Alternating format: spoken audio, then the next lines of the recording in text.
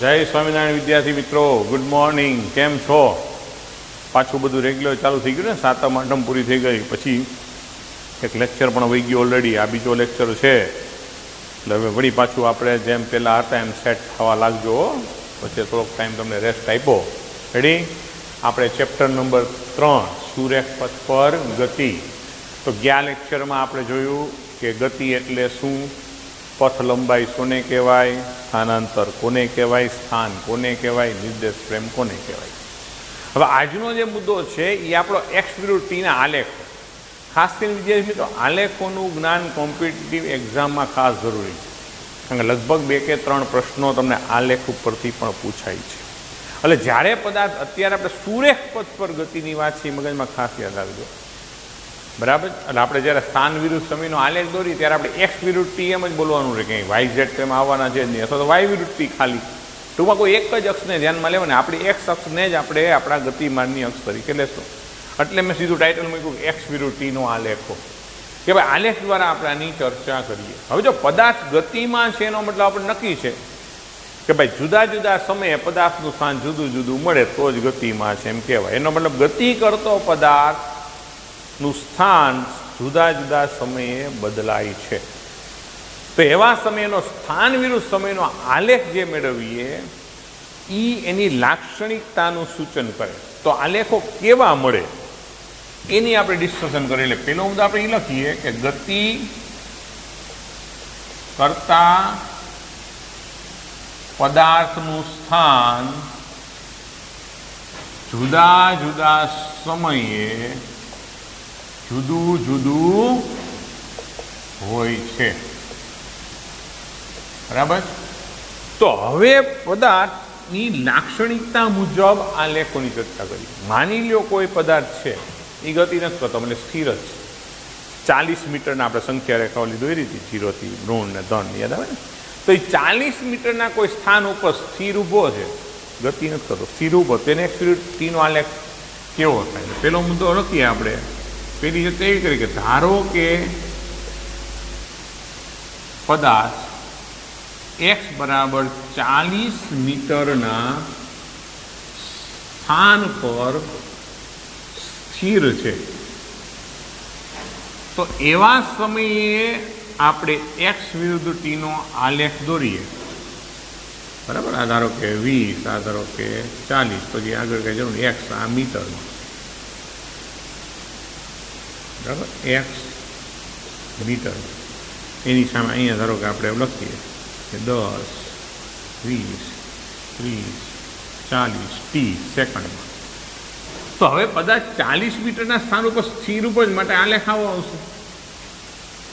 મતલબ સમજો, એક્સ વિરુદ્ધ ટીનો આલેખ જ્યારે ટી અક્ષને સમાંતર મળે એનો મતલબ પદાર્થ સ્થિર છે.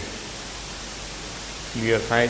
ખાસ મગજમાં યાદ રાખો, એક્સ વિરુદ્ધ ટીનો આલેખ ટી અક્ષને સમાંતર મળે તો પદાર્થ સ્થિર છે. બરાબર?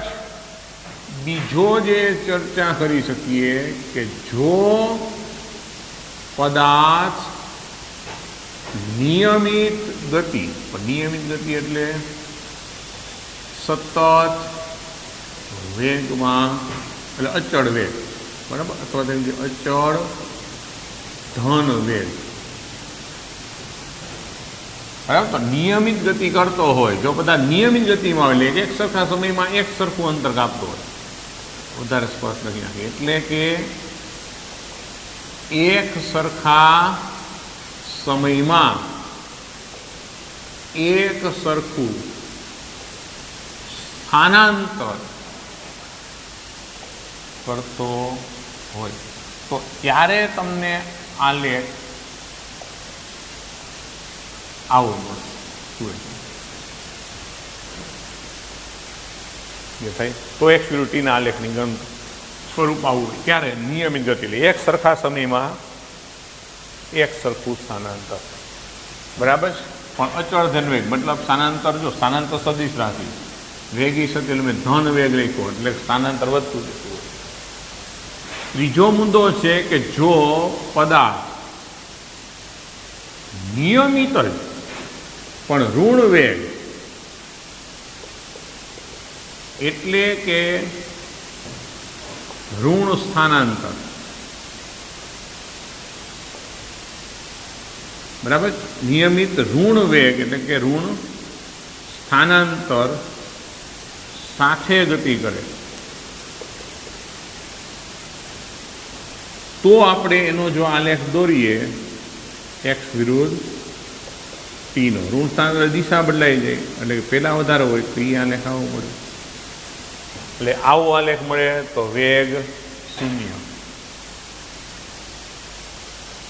આવો આલેખ મળે તો વી ધન, આવો આલેખ મળે તો વી ઋણ. હવે અનિયમિત ગતિ થતી હોય, બરાબર, જોઈ લીધું. એવું હોય તો ક્લિક કરી લેવાનું, બરાબર. કારણ કે બધું એક બોર્ડમાં સમાવવા જઈએ તો કદાચ નાનું થાય, દેખાવામાં પ્રોબ્લેમ થાય, એટલે આપણે આલેખ મોટા દેખાય એટલે આપણે ચર્ચા કરીએ. ઓકે, ફરી એકવાર કહું, એવું લાગે તો સ્ક્રીનશોટ લઈ લ્યો. તો પહેલી ગતિનો પ્રકાર કેવો કે એક્સ વિરુદ્ધ ટીનો આલેખ, એક્સ અક્ષ અને ટી વિરુદ્ધ આલેખ દોર્યો. એક્સ વિરુદ્ધ ટી, જો આલેખમાં મિત્રો એક વસ્તુ ખાસ કહી દઉં, જ્યારે કોઈ બોલવામાં આવે કે એક્સ વિરુદ્ધ ટી કે વેગ વિરુદ્ધ ટી કે ટી વિરુદ્ધ પી, હંમેશા યાદ રાખજો આલેખમાં જ્યારે પેલું રાશિ જે હોય કે ભાઈ આના વિરુદ્ધ આનું લે, એક વિરુદ્ધ બે, પહેલી રાશિ હંમેશા વાયક્સ ઉપર આવે. આલેખ ક્યારે દોરવાનું થાય પ્રેક્ટિકલી ત્યારની વાત છે, જ્ઞાન હોવું જોઈએ આપણને કે એક્સ વિરુદ્ધ ટી બોલે, પૂછવાનું નહીં સાહેબ એક્સ અક્ષ ઉપર લઉં કે વાય અક્ષ ઉપર લઉં, ટીને ક્યાં લઉં, લેવાનું નહીં. એક્સ વિરુદ્ધ ટી એનો મતલબ પહેલી રાશિ હોય હંમેશા વાય અક્ષ ઉપર, બીજી રાશિ હંમેશા એક્સ અક્ષ ઉપર જ આવે. ક્લિયર થાય? તો એક્સ વિરુદ્ધ ટીનો આલેખ જ્યારે ટી અક્ષને સમાંતર મળે, ટી અક્ષને સમાંતર તો પદાર્થ સ્થિર છે. એક્સ વિરુદ્ધ ટીનો આલેખ જ્યારે આવો સુરેખ મળે, આવો સુરેખ મળે એટલે એવું નથી કે આ બે ખૂણા સરખા થવા જોઈએ, એવો નિયમ કે માત્ર સુરેખ, પછી અહીંયા હોય તે હાલે, અહીંયા હોય તે હાલે. ક્લિયર થાય? જો ટૂંકમાં સુરેખ મળે એટલે એની ગતિ નિયમિત છે, અને આ રીતે મળે તો ધન વેગ, અહીંયા સુરેખ પણ ઋણ વેગ, બરાબર. હવે જે ચર્ચા છે એ અનિયમિત ગતિ, મતલબ વેગમાં સ્થાનાંતરમાં અનિયમિત રીતે ફેરફાર થતો હોય, બરાબર. એટલે ચોથો પ્રકાર છે અનિયમિત ગતિ માટે. તો એમાં જે એક્સ વિરુદ્ધ ટીના આલેખ છે એમાં કોઈ પણ જાતનું આકારનું કોઈ સિમેટ્રિકલ હોય જ નહીં. એ આકાર પછી આવો હોય, નામ થાય, નામ થાય, બરાબર. એ અલગ ટૂંકમાં સુરેખ ન મળે, ટીએક્સને સમાંતર ન મળે, બધી ગતિઓ અનિયમિત થાય, બરાબર. ક્લિયર થાય? તો અનિયમિત ગતિ માટે હવે એક વિશિષ્ટ ઉદાહરણ, માની લો કોઈ બધા એવો સ્થિર સ્થિતિમાંથી શરૂ થાય, બરાબર, પછી નિયમિતનો વેગ અનિયમિત વધે, પછી પાછો અચળ વેગી ગતિ કરે અને પછી સ્થિરે થઈ જાય, એવી પરિસ્થિતિ પણ ઉત્પન્ન થાય ને. તો એ એક વિશિષ્ટ ઉદાહરણ, તો અહીંયા છે ને હું પહેલાં આલેખ દોરી લઉં વિદ્યાર્થી, તો પછી તમારી સાથે એની આપણે ચર્ચા કરી. સમજો પરિસ્થિતિ આવી છે 2, 4, 6, 8, 10, 12, 14. જો વિદ્યા આ હું જે લખું છું મૂલ્યો, એવું જરૂરી નથી કે તમારે આવા જ લેવા, આપણને મન પડે એવા મૂલ્યો સાથે, પણ એક સરખું રાખજો એમ. અહીંયા જેટલા ગણામ 2 એટલા જ ગણામ 4, એટલા ગણામ 6, પછી એમ ન હાલે કે અહીંયા 2 તમે કીધું મન પડે, અહીંયા 8, અહીંયા 12, અહીંયા 17, અહીંયા એમની એક સરખા ગણામ એક સરખું લખવાનું. ક્લિયર થાય? સમજાય? તો ઠીક. તો હવે આપણે એને કરી મને 10, 20, 40, 50, 60, 70, 80 મેં આવી રીતે એક્સ લીધવાનો. હવે હું આલેખને જે દોરું છું ખાસ સમજજો કે ધારો કે અહીંથી આપણે આમ કીધું, બરાબર, પછી આમ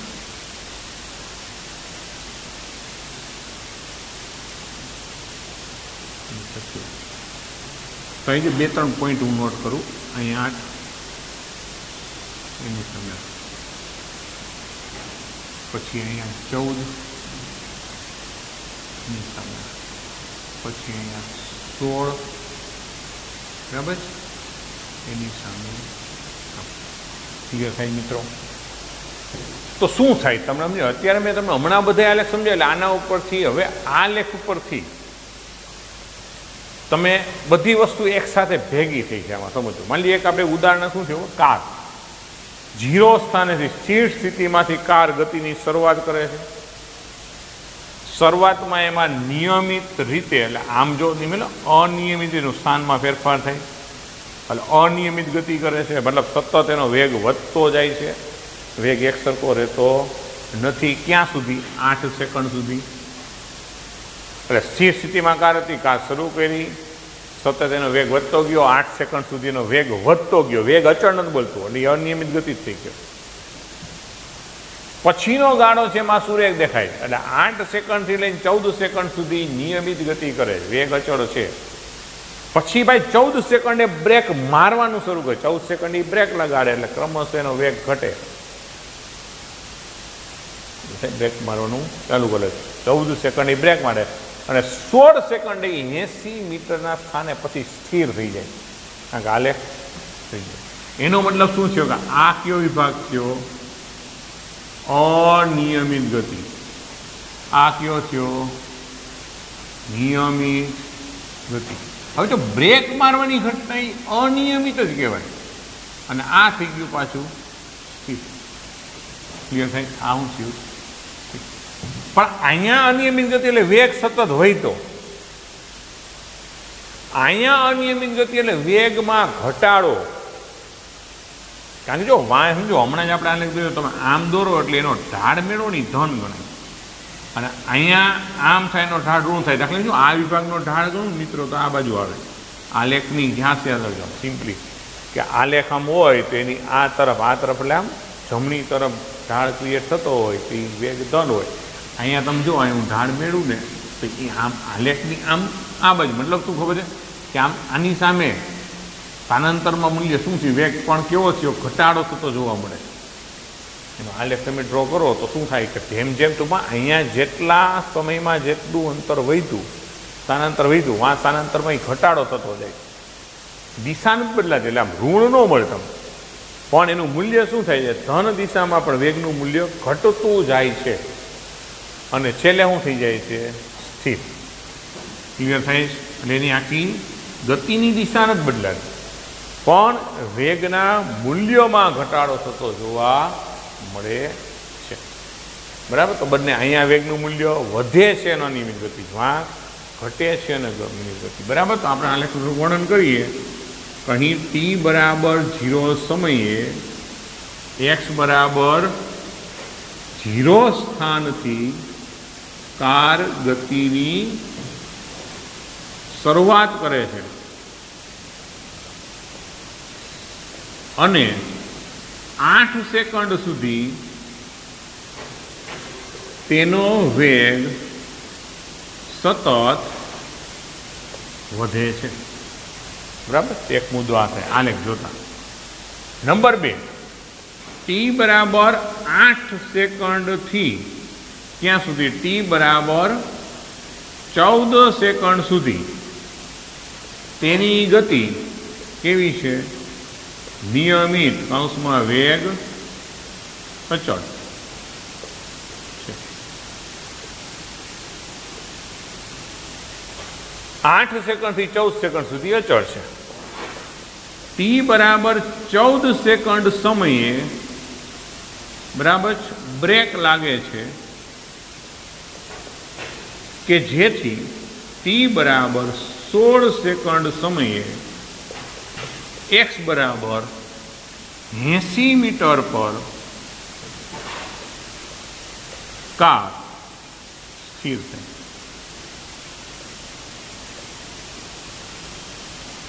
સમજાય? કહેવાનો મતલબ તમને કોઈ આવો આલેખ આપી દે તો એમ કે આ આલેખનો ગુણધર્મ શું છે? આ એક કાર માટે એક નો આલેખ છે તો આનો ગુણધર્મ શું થયો? તો આલેખ જોઈને ખબર પડવી જોઈએ કે 0 સમયે કાર ગતિની શરૂઆત કરે છે, 8 સેકન્ડ સુધી નિયમિત રીતે એનો વેગ વધતો જાય છે, 8 સેકન્ડથી 14 સેકન્ડ સુધી અચળ વેગી ગતિ કરે છે, 14 સેકન્ડ એ કંઈક બ્રેક લગાડતો હશે કે જે 16 સેકન્ડે જઈને સ્થિર થાય છે. Okay, ready? તો આ વિભાગનો પણ સ્ક્રીનશોટ લઈ લ્યો. તો આ એક્સ વિરુદ્ધ ટીના આલેખો દ્વારા ચર્ચા કરી એમ કહેવાય. ક્લિયર થાય? હવેનો જે મુદ્દો આપણે ભણવો છે વિદ્યાર્થી મિત્રો, એ સરેરાશ વેગ, સરેરાશ ઝડપ. હવે સરેરાશ વેગ, સરેરાશ ઝડપ, આપણે વેગ નામનો ઉલ્લેખ તો મેં કરી જ નાખ્યો, બરાબર? તો સરેરાશ વેગ અને સરેરાશ ઝડપ કોને કહેવાય? તો ભાઈ તમે કરેલું કુલ સ્થાનાંતર, બરાબર, અથવા તો કુલ અંતર. તો તમે જ્યારે કુલ અંતર એટલે કે પથ લંબાઈ ભાંગ્યા સમયગાળો લ્યો તો એને શું કહેવાય? સરેરાશ ઝડપ. અને સ્થાનાંતર છેદમાં સમયગાળો લ્યો તો એને શું કહેવાય? સરેરાશ વેગ. તો સરેરાશ વેગ અને સરેરાશ ઝડપ એ શું છે એને આપણે હવે ના મુદ્દામાં જોઈએ. બરાબર છે? વેગ નામનો શબ્દ તો આપણે અહીંયા ચર્ચા કરી જ નાખી છે, સમજો. તો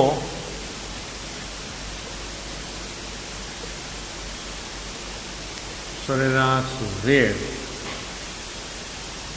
અને સરેરાશ ઝડપ. બધું વિદ્યાર્થી મિત્રો એટલું તો આપણે જ્ઞાન છે કે ઝડપ છે એ અદિશ રાશિ છે, વેગ છે એ સદિશ રાશિ છે. સદિશ રાશિને દર્શાવવા માટે ઉપર તીરની નિશાની હોય, પણ આપણે જે ચેપ્ટર ભણી રહ્યા છીએ એ સુરેખ પથ પર ગતિ છે. એટલા માટે અહીંયા આપણે કોઈ વેગને માટે તીરની નિશાની, સદિશની નિશાની નથી દર્શાવતા, પણ ધન ઋણ નિશાની સાથે કામ ચલાવીએ છીએ. તો એવા સંજોગોમાં, બરાબર, આપણે સમજીએ કે એના માટે પહેલાં આલેખનો વિચાર કરીએ. એ આલેખ પણ આપણે ઓલો હમણાં જે દોર્યો હતો એવો કંઈક એનલાજ કરી નાખી. 8 સેકન્ડ સુધીની જ વાત કરીએ આપણે. તો દાખલા કે એને થોડોક 2, 3, 4, 5, 6, 7 આપણે હમણાં જે વાત કરી હતી એવું જ ઉદાહરણ 8, આ 30 સેકન્ડ. એની સામે અહીંયા સ્થાનાંતરમાં 5, 10, 15, 20, 25 આ એક મીટર.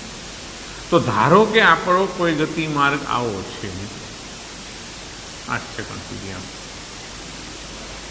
તો આ એક્સ વિરુદ્ધ ટીનો આલેખ. હવે સરેરાશ વેગ શું છે? તો ધારો કે હું એમ કહું કે અહીંયા કોઈ T1 એટલે હું 3 સેકન્ડ સમયને T1 કહું તો એને લક્ષી સ્થાનાંતર. ધારો કે આજે બિંદુ 4 હશે, 5 થી નીકળે એવું ને, એમાં 6, તો એને લક્ષીને જે મને એ મળી, ધારો કે આ 14 હશે એની. તો સમજો સરેરાશ વેગ સમજવા માટે કે ધારો કે કોઈ T1 અને T2 સમયે ગતિ કરતા પદાર્થના સ્થાન અનુક્રમે x1 અને x2. બરાબર, આપણે જનરલ ચર્ચા કરીએ એટલે એનો મતલબ સમજો અહીંયા આકૃતિમાં દર્શાવ્યું એમાં આપણા માટે T1 એટલે હું 3 સેકન્ડ, x1 એટલે શું 4 મીટર, T2 એટલે શું 6 સેકન્ડ, x2 એટલે શું 14 મીટર. બરાબર, આ મૂલ્યનું ઉદાહરણ સ્વરૂપે વાત કરી. તો ધારો કે કોઈ T1 અને T2 સમયે ગતિ કરતા પદાર્થના સ્થાન અનુક્રમે x1 x2 છે, તો સરેરાશ વેગમાં v ઉપર આવી 12ની નિશાની. જો આ એરો નથી, તીર નથી, કોઈ સદિશ રાશિ અંદર છે. સરેરાશ વેગ માટે આમ v સિમ્બોલ હોય વેગનો, એની ઉપર આવી 12ની નિશાની, અથવા તો ઘણીવાર આવી રીતના ત્રિકોણ કાઉન્સ કહેવાય છે. બરાબર, ત્રિકોણ કાઉન્સમાં v વડે દર્શાવતો. સરેરાશ રાશિ કોઈ પણ હોય પછી એને દર્શાવવાની બે સિસ્ટમ છે કે એ રાશિની સંજ્ઞા ઉપર કા 12ની નિશાની, 12 સમજે લીટાને 12 બોલાય, ન ખબર હોય એના માટે. અને આને કહેવાય ત્રિકોણ કાઉન્સ. તો ત્રિકોણ કાઉન્સમાં v અથવા તો 12ની નિશાની બોલે, સરેરાશ વેગની નિશાની થઈ. તો સરેરાશ વેગ કેમ લખાય કે અંતિમ સ્થાન માઇનસ પ્રારંભિક સ્થાન અને x2 માઇનસ x1 છેદમાં T2 માઇનસ T1. તો આ જે તફાવત એને ઘણીવાર ડેલ્ટા એક્સ કહેવાય, અને આને શું કહેવાય? ડેલ્ટા. બરાબર, વડે વ્યાખ્યાયિત કરી શકાય. ક્લિયર થયું કે કોઈ ગતિ કરતા પદાર્થનું T1 અને T2 સમય એટલે કે જુદા જુદા સમયે જે સ્થાન હોય તો મારે સરેરાશ વેગ જોતો હોય તો હંમેશા યાદ રાખજો અંતિમ સ્થાન માઇનસ પ્રારંભિક સ્થાન છેદમાં સમયગાળો. એટલે આમ લખો તો માટે સિમ્પલી તમે એવું પણ લખી શકો કે સરેરાશ વેગ v બાર બરાબર સ્થાનાંતર છેદમાં સમયગાળો. આવી વ્યક્તિ રહે ને સ્થાનાંતર છેદમાં સમયગાળો. એની સામે સરેરાશ ઝડપ લખશો તો સ્થાનાંતરની જગ્યાએ માત્ર શું આવશે? પથ લંબાઈ. હવે યાદ છે તમને કે સ્થાનાંતર તો ધન હોય, ઋણ હોય, શૂન્ય હોય, પણ પથ લંબાઈ હંમેશા ધન જ હોય, તો ઝડપ હંમેશા ધન જ મળે. પણ સરેરાશ વેગ ધન મળે, ઋણ મળે, શૂન્ય મળે. આપણે જોઈએ અત્યારે પેલા વેગની જ વાતો કરીએ, બરાબર. તો હવે સમજો કે એનો મતલબ આજે આપણે વ્યાખ્યા કરી એ વસ્તુ આકૃતિમાં જુઓ તો એક્સ વિરુદ્ધ ટી ના T1 અને T2 સમયે જે કંઈ સ્થાન છે આને ધારો કે પી પોઈન્ટ કહું, આને હું કહી દઉં પી ક્યુ, તો એને હું કોઈ રેખા જોડી દઉં ને એનો ઢાળ છે. ખરેખર વિદ્યાર્થી મિત્રો યાદ આવે એનો શું કહેવાય? ઢાળ. તો જો ઘણા ઢાળ એટલે એક્સ વિરુદ્ધ ટીનો આલેખ હોય, એના જુદા જુદા સમયે રહેલા કોઈ બિંદુ હોય, આપણે જે સમય નક્કી કર્યો હોય એ બે બિંદુને જોડતી રેખાનો ઢાળ. રેખાનો ઢાળ બીજું કંઈ તમે આ બિંદુને જોડો એટલે આમ ત્રિકોણ બની ગયું. તો આનો ઢાળ એટલે અહીંયા જે ખૂણો બની ઢાળ કહેવાય થીટા. તો સામેની બાજુ છેદમાં પાસેની બાજુ હું સામેની બાજુ લઉં તો 14 - 4 થાય મારામાં. છેદમાં શું આવશે? 6 - બરાબર. તો અહીં દાખલા તરીકે આપણે આકૃતિમાં દર્શાવવા મળે. અહીં આકૃતિમાં દર્શાવ્યા પ્રમાણે T1 બરાબર 3 સેકન્ડ સમયે પદાર્થ x બરાબર કેટલા ઉપર છે? 4 મીટર પર, તથા T2 બરાબર 6 સેકન્ડ સમયે x બરાબર 14 મીટર પર છે. તો માટે સરેરાશ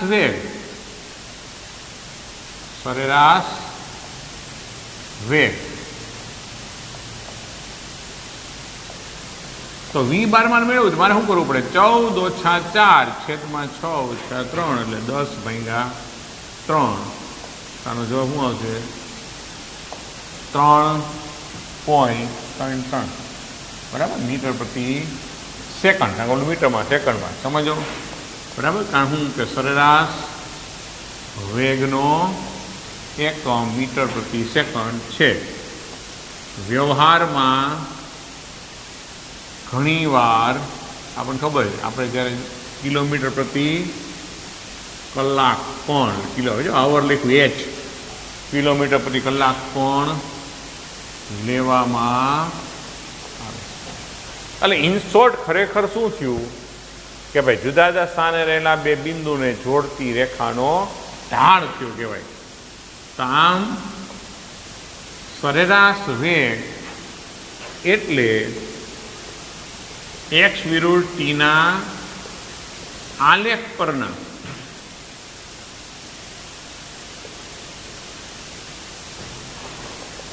કોઈ બે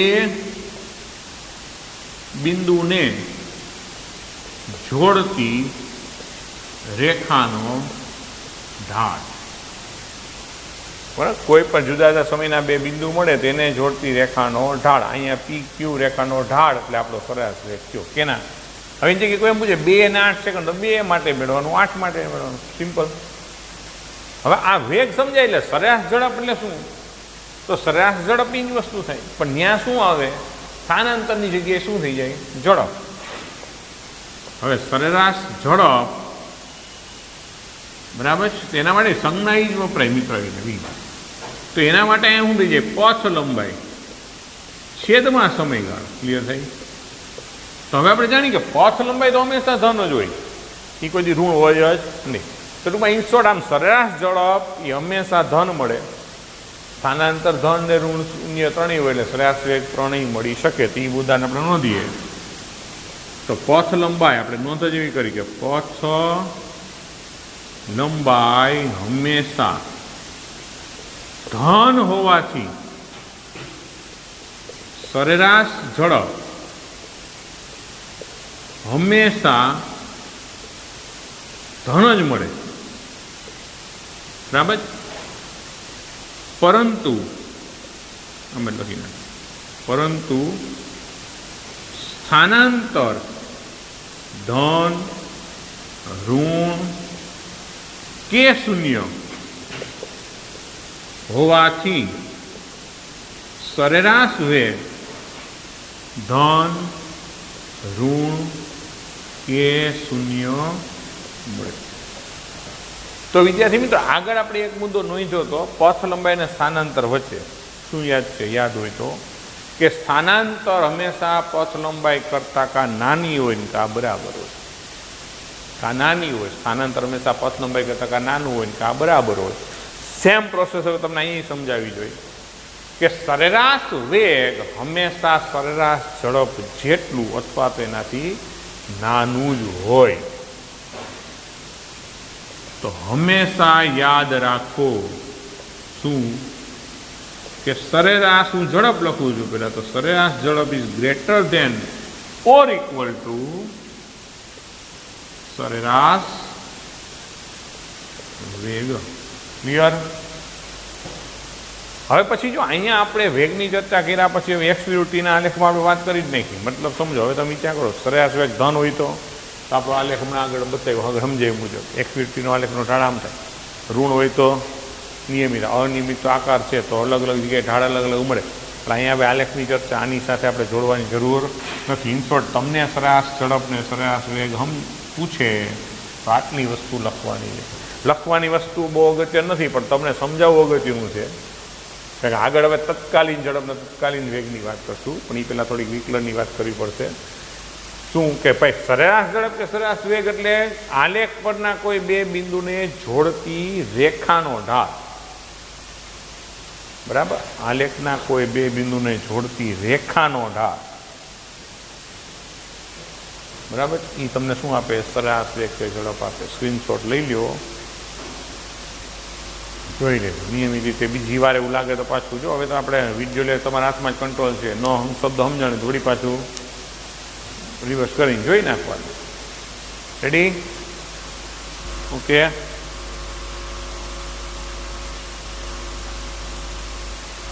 તો હવે એક નાનું ઉદાહરણ આપ્યું છે અને લખું, પેલા એની ચર્ચા આપણે કરી લઈએ. આપણા મગજમાં એટલું ક્લિયર થઈ જવું જોઈએ કે સરેરાશ વેગ એટલે સ્થાનાંતર છેદમાં સમયગાળો અને સરેરાશ ઝડપ એટલે પથ લંબાઈ છેદમાં સમયગાળો. સ્થાનાંતરમાં એ જરૂરી છે કે અંતિમ સ્થાન ઓછા પ્રારંભિક સ્થાન એટલે ધન હોય, ઋણ હોય, શૂન્ય હોય. પથ લંબાઈ હંમેશા ધન જ હોય એટલે સરેરાશ ઝડપ હંમેશા ધન જ મળે. ક્લિયર? તો હવે વિદ્યાર્થી મિત્રો, ઉદાહરણ 3.1 રકમ તમને સામે બોર્ડમાં દેખાશે, વાંચો. એક કાર સુરેખ રેખા પર ગતિ કરે છે. જેમ કે આકૃતિ 3.1 એટલે આપણે હાવ સ્થાનાંતર પ્રશ્નમાં સમજાવ્યું હતું ત્યારે આપણે સંખ્યા રેખા દોરી, તમને યાદ છે. બરાબર? આકૃતિમાં ઓપી એટલે પહેલા સ્થાન મધ્યમાન કેન્દ્ર, મધ્યમાન સ્થાનથી ઓપી. બરાબર? આ કાર 18 સેકન્ડમાં ઓથી પી જાય છે. બરાબર? એ આકૃતિ તમે જુઓ તો એમાં આપણે સ્થાનાંતર ઓલરેડી તમને આકૃતિમાં આપી દીધું. બરાબર? એ આકૃતિ પર તમને અહીંયા નીચે જોવા મળે. તો ઓથી પી એટલે એમાં સ્થાનાંતર જો 0 થી કેટલું 360. ટૂંકમાં અહીંયા તમને ત્યારે રકમમાં માત્ર સમય આપ્યો. વિદ્યાર્થી મિત્રો, આ કદાચ એક્ઝામમાં પૂછવાનું થાય ત્યારે તો સ્થાનાંતર એને આપવું પડે. ત્યાં કે એમ ન કે આકૃતિ 3.1 ત્યાં કે જોવા જવાનું ન હોય. ટૂંકમાં ઇનશોર્ટ 18 સેકન્ડમાં ઓથી પી. બરાબર? અને 6 સેકન્ડમાં પાછી પીથી ક્યુ પરત જાય છે. કાર ઓથી પી જાય ત્યારે અને ઓથી પી પર જઈ ક્યુ પર પાછી ફરે ત્યારે તેનો સરેરાશ વેગ અને સરેરાશ ઝડપ શું હશે? ક્લિયર થયું? તો અત્યારે જો જસ્ટ ફોર યોર ઇન્ફોર્મેશન આપણે એની આકૃતિને છે દોરી જ નાખી. એટલે હું આખી આકૃતિ નથી દોરતું. અહીંયા ઓ છે, માની લો અહીંયા સ્થાન પી છે, અહીંયા સ્થાન ક્યુ છે, એટલે આ એક્સ મીટરમાં. હું સીધા એના સ્થાન લખું છું. અહીંયા જે છે આ પી છે ત્યારે અહીંયા કેટલું છે 360, આ ઓ છે ત્યારે 0 અને ક્યુ છે ત્યારે આપણે જોઈ લઈએ તો 240. ઓકે, ક્લિયર થાય તો તમને આકૃતિમાં અહીંયા દેખાય છે ઓ થી પી ને પાછી ક્યુ. હવે ઓ થી પી સુધી જાય છે એનો જે સમયગાળો છે એ તમને આપેલો છે કેટલો રકમની અંદર 18 સેકન્ડ અને ઓલો આપ્યો છે 6 સેકન્ડ. એટલે અહીં ઓ થી પી માટે સ્થાનાંતર એટલે કે ડેલ્ટા એક્સ કેટલું છે 360, અંતિમ સ્થાન -0 એટલે 360 મીટર અને સમયગાળો તો ડેલ્ટા ટી તો તમને સીધું જ 18 સેકન્ડ આપેલું છે. તો એના માટે એટલે પેલા વિભાગ માટે સરેરાશ વેગ બરાબર છે તો v બરાબર ડેલ્ટા એક્સ છેદમાં ડેલ્ટા ટી સ્થાનાંતર છેદમાં સમયગાળો તો 360 ભાગ્યા 18 એટલે જવાબ આવશે 20 મીટર પ્રતિ સેકન્ડ. 18 દુ 36 0. સરેરાશ ઝડપ શોધશો, સરેરાશ ઝડપ બરાબર તો એના માટે શું આવશે પથ લંબાઈ છેદમાં સમયગાળો. હવે સમજો પથ લંબાઈ તો અહીંથી શું રહે છે પથ લંબાઈ તો શું થશે 360 હતા છેદમાં સમયગાળો 18 જવાબ 20 મીટર પ્રતિ સેકન્ડ. ટૂંકમાં સમજો 0 થી પી માત્ર સુરેખ પથ પર એક જ દિશામાં ગતિ કરી સમજાવવાનું છે. એક જ દિશામાં સુરેખ પથ પર ગતિ થતી હોય તો સરેરાશ વેગ અને ઝડપ સમાન હોય એવું મળ્યું ને. હવે જે વાત કરીએ બીજો મુદ્દો એમાં ખાસ આપણે સમજવો. હવે અહીં ઓ થી પી પર જઈ પરત ક્યુ પર ફરે છે ત્યારે સ્થાનાંતર બરાબર શું લખાય તો ત્યારે સ્થાનાંતર ડેલ્ટા એક્સ બરાબર જો ડેલ્ટા એક્સનો નિયમ શું છે અંતિમ માઇનસ પ્રારંભિક. તો તમારી કાર ઓ થી પી ઉપર ગઈ ત્યાંથી પાછી ક્યુ ઉપર આવી ગઈ પણ તમારા માટે અંતિમ સ્થાન શું છે 240. પ્રારંભિક શું હતું 0 એટલે 240 મીટર થયા. અને સમયગાળો શું તો સમયગાળામાં કઈ સમયમાં બાદબાકી નહીં, સમયગાળો તો અહીંથી પેલા ઓ થી પી જવામાં 18 હતું પાછું ત્યાંથી આવવામાં 6 થયું તો કેટલું થયું 18 ને 6 એટલે 24 સેકન્ડ થયું. તો આવા સંજોગોમાં સરેરાશ વેગ ગોતો તો માટે સરેરાશ વેગ v બરાબર ડેલ્ટા એક્સ છેદમાં ડેલ્ટા ટી તો ડેલ્ટા એક્સ કેટલું 240 છેદમાં 24 તો જવાબ આવશે 10 મીટર પ્રતિ સેકન્ડ. પણ હવે અહીંયા સરેરાશ ઝડપ ગોતીએ તો સરેરાશ ઝડપ બરાબર તો આપણે શું લખવાનું છે પથ લંબાઈ છેદમાં સમયગાળો. હવે પથ લંબાઈ એટલે શું પદાર્થના ગતિમાનની કુલ લંબાઈ. હવે અહીંયા ખાસ વિચારો ઓ થી પી જાઓ એટલે 360 પાછું પી થી ક્યુ આવું એટલે 360 અને ત્યાં 240 એટલે આ બે વચ્ચે તફાવત કેટલો 120 થયો ને. ક્લિયર થાય આ 120 નો તફાવત કહેવાય કે નહીં. તો અહીંયા પથ લંબાઈ શું થાય કે 360 ઓ થી પી વત્તા બાજુ પી થી એટલે 120 અને છેદમાં સમય તો એ 18 ને 6 એટલે એ તો 24 થાય. ખાસ સમજણ મિત્રો કે પથ લંબાઈ એટલે કુલ લંબાઈ ઓ થી પી જાય 360 પાછો 360 થી 240 120 તો મેં પથ લંબાઈ થાય 360 વત્તા 120 જ્યારે સ્થાનાંતરમાં તો માત્ર અંતિમ ભલે ઓ થી પી ગયો પછી કયો છેલ્લે ક્યાં છે ક્યુ ઉપર એટલે 240. પ્રારંભ ક્યાં ચાલુ કર્યું 0 થી 0 એટલે 240 મીટર. સમય 18 વત્તા 6 24 તો એના પર સરેરાશ વેગ ગોઈતો. ઝડપની અંદર તમારે કુલ પથ લંબાઈ બરાબર એટલે કુલ અંતરે એટલે 360 ગયો પાછો 120 આવ્યો કહેવાય. ક્લિયર થાય. આ બાદ બાકી એને કાપેલું અંતર કહેવાય 360 વત્તા 240 120 આ તો 0 થી 360 એટલે કુલ અંતર એટલે પથ લંબાઈ 360 વત્તા 120 છેદમાં સમયગાળો તો 18 ને 6 એટલે 24 જ લખવાનું રહે. હવે આ બેનો સરવાળો કરો તો કેટલો થાય? 480 છેદમાં 24 48 એટલે 20 મીટર પ્રતિ સેકન્ડ મળે. તો અહીંયા જોવો જી કે સરેરાશ ઝડપ વેગ કરતાં વધી ગયું. બરાબર, અહીંયા કેવું હતું? બંને સમાન હતું. ક્લિયર થાય? મતલબ એક જ દિશામાં સુરેખ પથ પર ગતિ થતી હોય તો સરેરાશ ઝડપ અને વેગ સમાન મળે. પણ જો ગતિમાં દિશા બદલાય તો હંમેશા યાદ રાખજો કે વેગ કરતાં ઝડપ મોટી મળી શકે છે. હજી આપણે એમાં આરની ચર્ચા કરી, તમને યાદ છે? અહીંથી આમ જઈને અહીંયા આવી ગયા હતા. બરાબર છે? હવે તમે વિચાર કરો, હું તમને હોમવર્કમાં આપી દઉં Q થી P સુધીનો સમયગાળો, ધારો કે 14 સેકન્ડ છે, માની લો, આકૃતિ જોઈ લેજો. 14 સેકન્ડ છે તો એવા સમયે સરેરાશ વેગ અને ઝડપ છે. બરાબર, એ તો પીડીએફમાં હોમવર્કમાં આપણે લખશું. હોમવર્કમાં તમે લખીને મોકલશો. આ તો ત્યાં તમને કહી દો. ક્લિયર થાય? રેડી? જોઈ નાખો આજનો લેક્ચર અહીંયા સુધી.